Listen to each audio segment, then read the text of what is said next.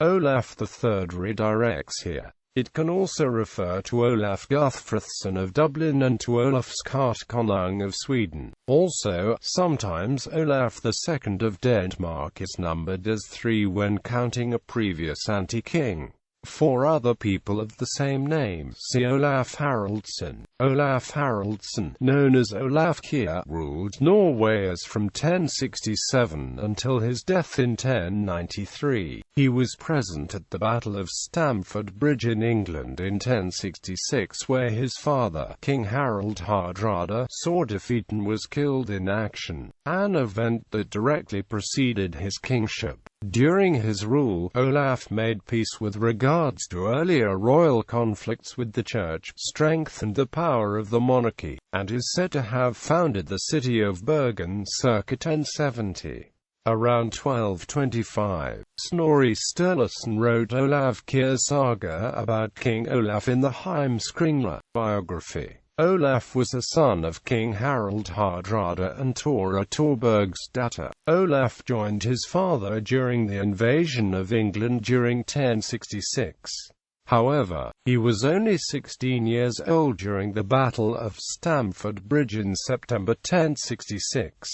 He stayed on a ship and did not participate in the fighting. After the Norwegian defeat, he sailed with the remains of the Norwegian strike force back to Orkney, where they wintered. The return journey to Norway took place in summer 1067. After the death of his father, Olaf shared the kingdom with his brother Magnus II, who had become king the previous year. When King Magnus died during 1069, Olaf became the sole ruler of Norway. During his reign, the nation of Norway experienced a rare extended period of peace. He renounced any offensive foreign policy. Rather, he protected Norway as a kingdom through agreements and marriage connections. Domestically, he laid emphasis on the church's organization and modernizing the kingdom. The latter resulted in, among other things, the reorganization of the bodyguard and of measures under which key cities, especially Bergen, could better serve as a royal residence.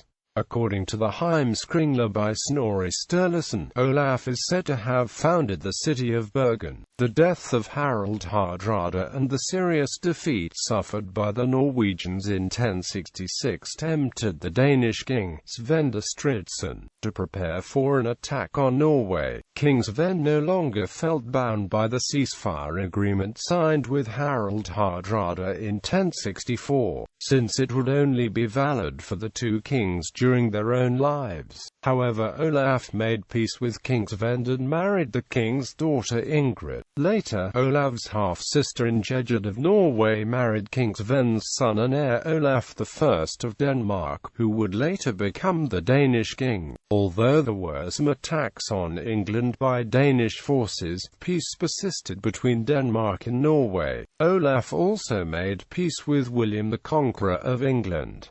King Olaf broke with his father's line in his relationship to the church. Harald Hardrada had developed a continuing conflict with the Archbishopric of Bremen due to the archbishop's authority over the Norwegian church. Unlike his father, Olaf recognized that authority fully. Political considerations may have been behind this conciliatory attitude, as may have been Olaf's concern with the church organization. Until his time, bishops had formed part of the king's court and traveled with him around the country to take care of the ecclesiastical affairs while the king took care of worldly matters.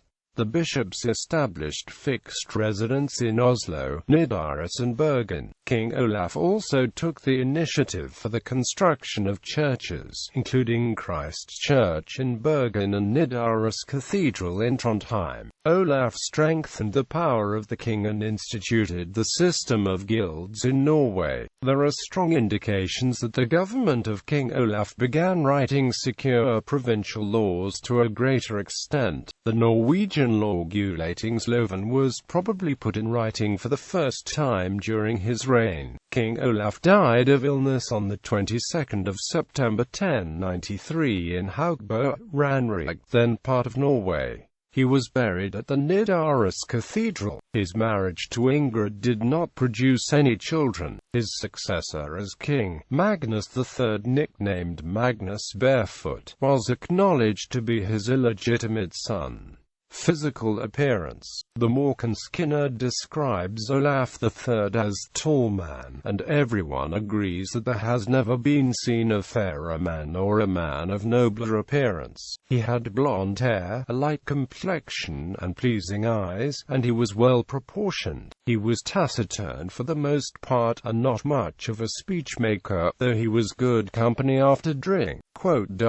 Another description is found in the Heimskringla of Snorri Sturluson. Olaf was a stout man, well grown in limbs, and everyone said a handsomer man could not be seen, nor of a nobler appearance. His hair was yellow as silk, and became him well. His skin was white and fine over all his body, his eyes beautiful, and his limbs well proportioned.